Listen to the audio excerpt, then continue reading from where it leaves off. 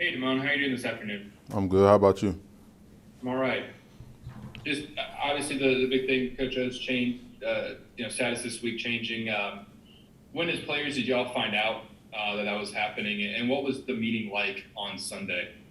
I mean, I found out the same time y'all found out. I mean, the meeting was, he just was, just was telling us what was going on because he wanted us to hear from him first before, the news broke.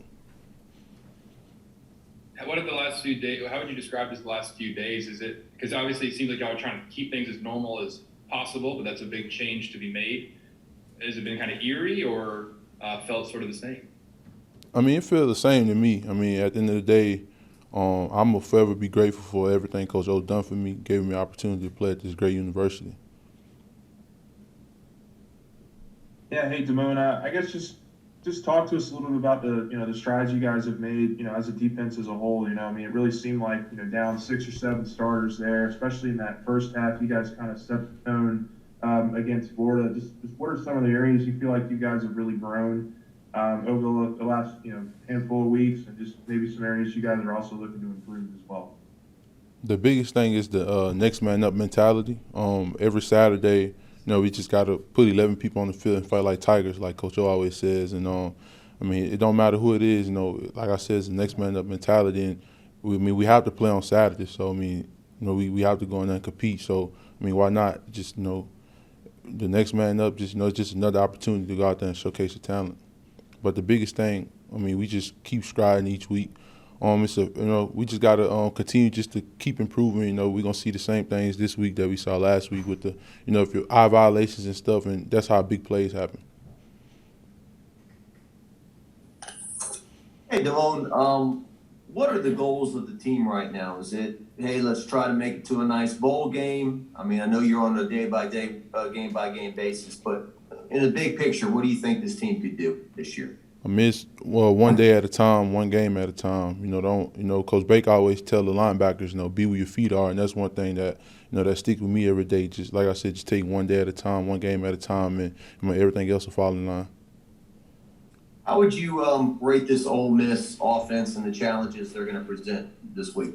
I mean, they're a pretty good offense. Like I said, it's the same things we saw last week with eye violations. If your eye's not in the right spot, it's going to be a long game. But I mean, if your eye's in the right spot, it's going to be easy. Matthew Bruner here with 24/7 Sports. What have y'all seen from Matt Corral, a quarterback for Ole Miss? Just what he does well and what really makes him stand out. Just looking at the film from last year, he corrected a lot of mistakes that he made last year, and he's a totally different quarterback. And I mean, he goes out there and put the offense in great positions, and he do things to help his team win.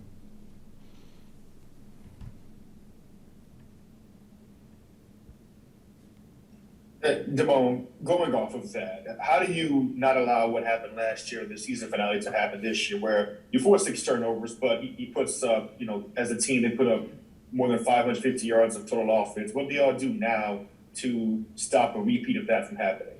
The biggest thing I go out there and do is just trust the coaching. Just trust the week of preparation that we finna have, and just like I say, just have your eyes in the right spot, and that'll eliminate the big explosive plays. Damone, seeing as how y'all played last week, I'm sure y'all are going to be ready to play this week. But is there at all a sadness in the back of your mind about Coach O, a guy that recruited you, and what's your favorite memory of him having him as a coach so far?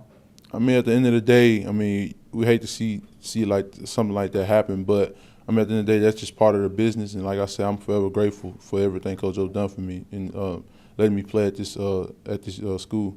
And I mean, he wouldn't want us to be sad, Like he said, they broke the news so we can just focus on football now, and that's the only thing that we can do. Damone, you mentioned the other day after the game how you've known Ty Davis Price for a really long time. As someone, was it sort of like almost a very gratifying thing for him to have that kind of game after he's sort of received a good bit of outside criticism this year to break out like he did against Florida? Was it for someone who's known him really pleasing to see that?